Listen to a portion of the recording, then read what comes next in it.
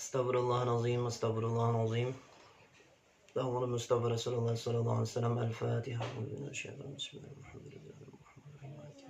Iyyaka na'budu wa nasta'in ihdinas siratal mustaqim.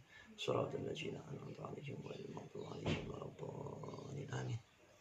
Qala al-musannif rahimahullah ta'ala wa nafa'ana bihi wa bi ulumihi fid dharain. Amin. Alhamdulillah, pada hari ini kita diberikan kesehatan oleh Allah, bisa kembali melaksanakan taklim kita. Mudah-mudahan Allah memberikan kita umur yang berberkah serta rezeki yang berberkah. Taklim kita pada hari ini memasuki taklim yang ketiga, yaitu tentang memilih ilmu, guru, teman, dan tekun dalam menuntut ilmu. Sepatutnya bagi penuntut ilmu untuk memilih ilmu pengetahuan yang paling baik atau paling diperlukan dirinya. Pertama-tama yang perlu dipelajari oleh penuntut ilmu adalah ilmu yang paling baik dan yang diperlukannya dalam urusan agama pada saat itu.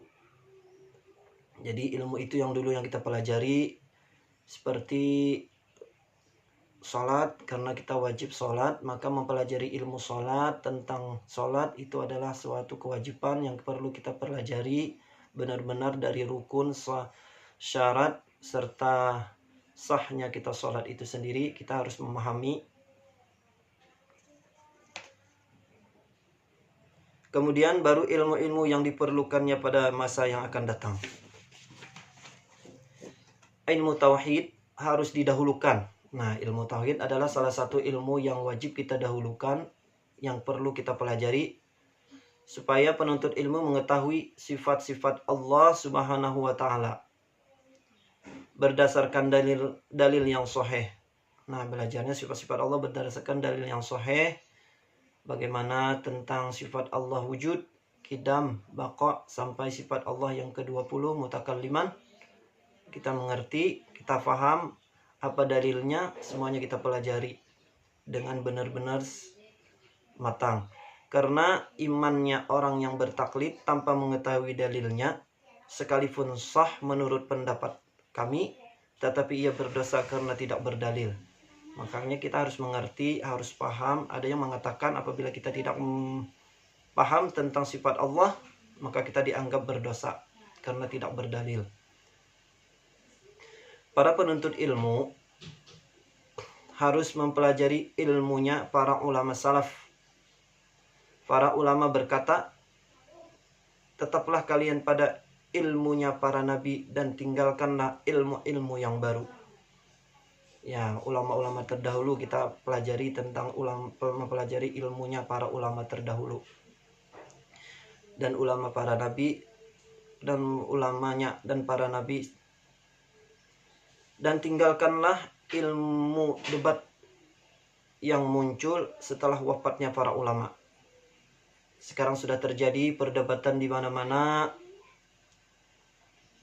yang diperdebatkan sesuatu yang masalah furu'iyah, yang menganggap satu bid'ah, yang menganggap satu syirik, menganggap satu perbuatan yang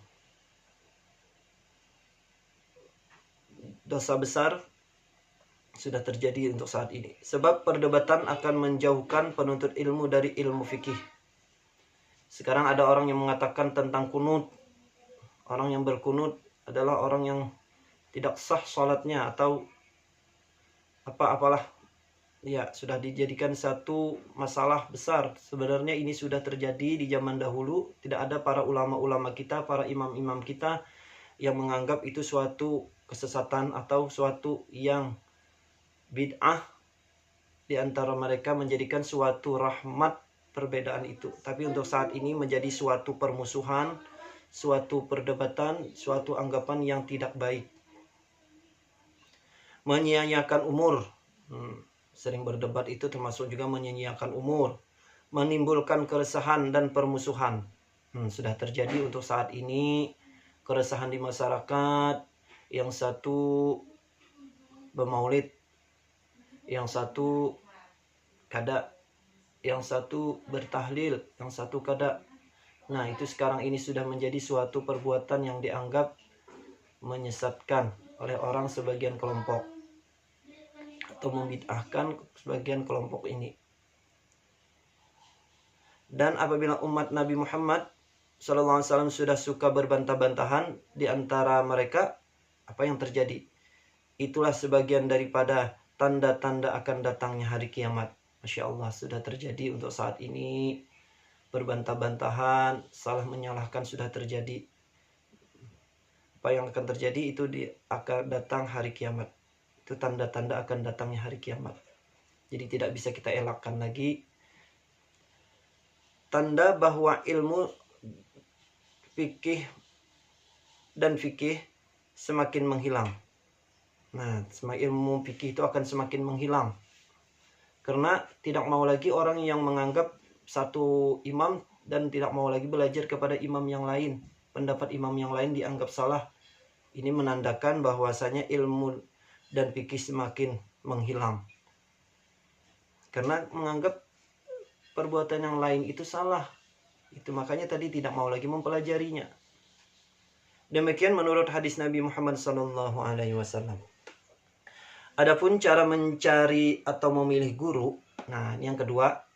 Mencari atau memilih guru. Yang pertama tadi sudah kita mengutamakan menuntut ilmu yang diperlukan kita, yang wajib pada kita. Yang kedua yaitu cara mencari atau memilih guru atau ustadz. Maka hendaklah ia memilih yang alim.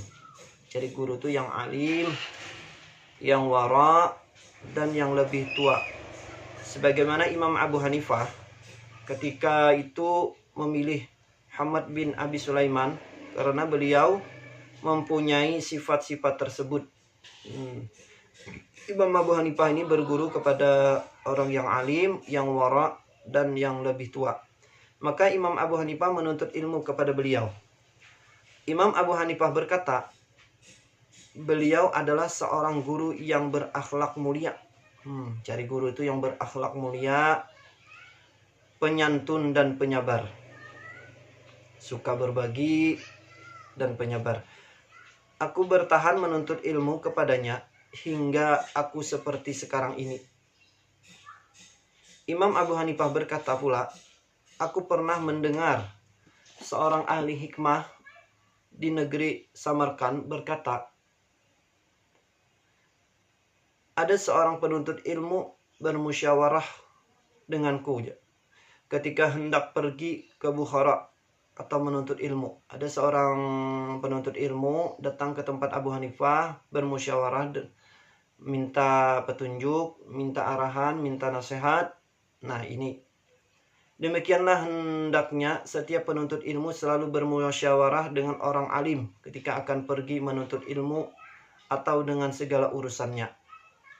Jadi ulama-ulama kita dulu seperti itu, mereka apabila ingin menuntut ilmu, mereka mendatangi tuan guru atau ulama di sekitar atau di kampung mereka. Mereka meminta izin, meminta nasihat bahwasanya ingin melanjutkan pendidikan, misal kemana, keluar daerah, semuanya, atau keluar kota, atau ke luar negeri. Mereka akan minta izin, minta nasihat kepada guru yang ada di sekitar mereka. Kenapa? Itu sangat penting, karena itu adalah adab seorang penuntut ilmu. Karena sesungguhnya Allah Subhanahu wa taala menyuruh Nabi Muhammad SAW supaya bermusyawarah dalam segala urusan.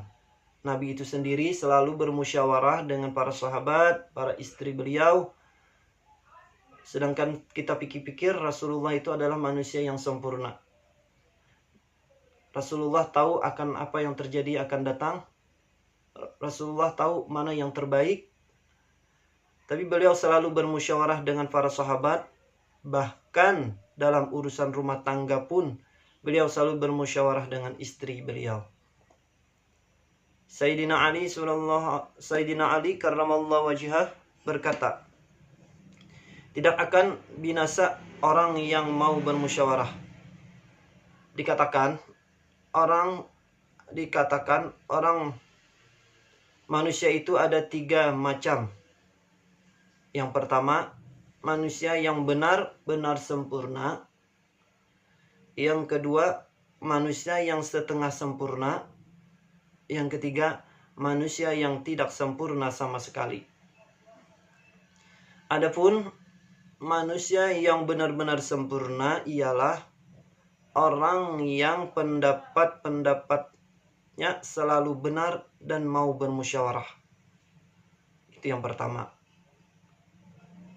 Sedangkan manusia yang setengah sempurna ialah orang yang pendapatnya benar tetapi tidak mau musyawarah, atau mau bermusyawarah tetapi pendapatnya tidak benar. Nah, yang pertama tadi adalah yang terbaik, sudah sempurna, mau bermusyawarah, pendapatnya benar. Dan manusia yang ketiga yaitu dan manusia yang tidak sempurna sama sekali ialah orang yang pendapatnya salah dan tidak mau bermusyawarah. Ini keras kepala ini. Sudah pendapat salah, kada mau lagi bermusyawarah. Imam Ja'far Shadiq berkata kepada Sufyan Ats-Tsauri, musyawarahkanlah urusan engkau kepada orang yang takut kepada Allah. Maka hendaklah kita bermusyawarah kepada orang yang takut kepada Allah. Hendaklah kita curhat tentang urusan apapun kepada orang yang takut kepada Allah. Insya Allah kita akan diberikan arahan yang baik. Sebaliknya, jika kita curhat satu masalah kepada orang yang tidak takut kepada Allah, maka bahaya. Maka dia akan bisa mencelakakan kita ke tempat-tempat yang dilarang oleh Allah. Jadi carilah teman, carilah guru yang benar-benar takut kepada Allah. Menuntut ilmu adalah perbuatan yang mulia. Namun perkara yang sulit, menuntut ilmu ini perkara yang mulia tapi sulit. Maka bermusyawarah atau meminta nasihat kepada orang alim adalah lebih penting dan suatu kewajiban. Jadi kita tadi satu kewajiban, kita minta nasihat kepada orang yang alim sebagai penuntut ilmu, memintakan wejangan kepada beliau agar bisa memberikan kita arahan. Seperti itu juga kita sebagai penuntut ilmu mencari tempat-tempat sekolah, hendaklah kita mengetahui dahulu bagaimana keadaan gurunya, ustadz-ustadzahnya, bagaimana.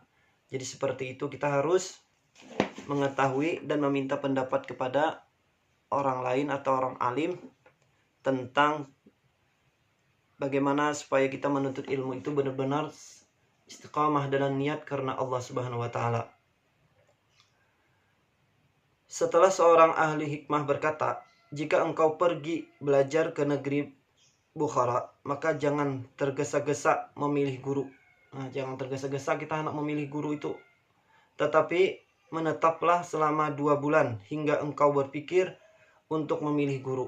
Nah, hendaklah kita itu dalam 2 bulan itu kita berpikir mencari guru ini yang mana yang cocok, yang perlu kita ikutin.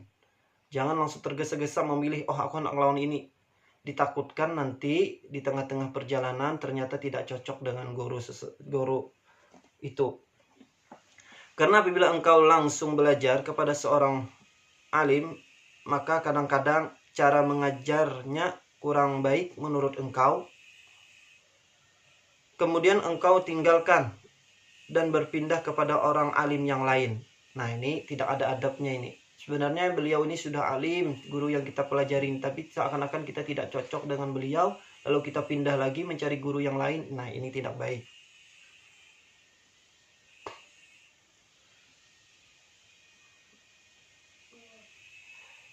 Selama 2 bulan tadi kan menuntut ilmunya. Nah, dan supaya engkau senang tetap bersamanya hingga selesai. Nah, hendaklah kita mencari guru tadi. Makanya dari tadi 2 bulan tadi sudah kita berpikir guru mana yang cocok tadi, sehingga kita belajarnya sampai selesai. Dengan demikian belajar dan ilmu engkau diberkati. Nah, berkah ilmunya kalau kita belajar itu menuntung, tidak pindah-pindah tadi. Dan mendapat manfaat yang baik dari ilmu engkau. Karena berberkah dan bermanfaat, tidak berpindah-pindah ke tempat ini, Ketahuilah bahwa kesabaran dan ketekunan adalah pokok dari segala urusan. Kesabaran dan ketekunan dalam menuntut ilmu itu adalah satu pokok yang harus dimiliki sebagai penuntut ilmu. Tetapi jarang sekali orang yang mempunyai sifat-sifat tersebut. Karena kita ini banyak menyerah di tengah jalan. Kadang niat kita pertama belajar sudah betul, ternyata di tengah-tengah jalan kita berniat yang di luar niat kepada Allah Subhanahu wa taala. Sebagaimana kata sebuah syair. Mungkin itu yang bisa ulun sampaikan. Kita lanjutkan nanti insyaallah di pertemuan selanjutnya. Mudah-mudahan apa yang bisa ulun sampaikan, kita sama-sama bisa mempelajari, bisa mengambil hikmah sebagai akhirul kalam. Wabillahi taufiq wal hidayah. Assalamualaikum warahmatullahi wabarakatuh. Subhanakallahumma wa bihamdika asyhadu an la ilaha illa anta astaghfiruka wa atubu ilaihi walhamdulillahi rabbil alamin.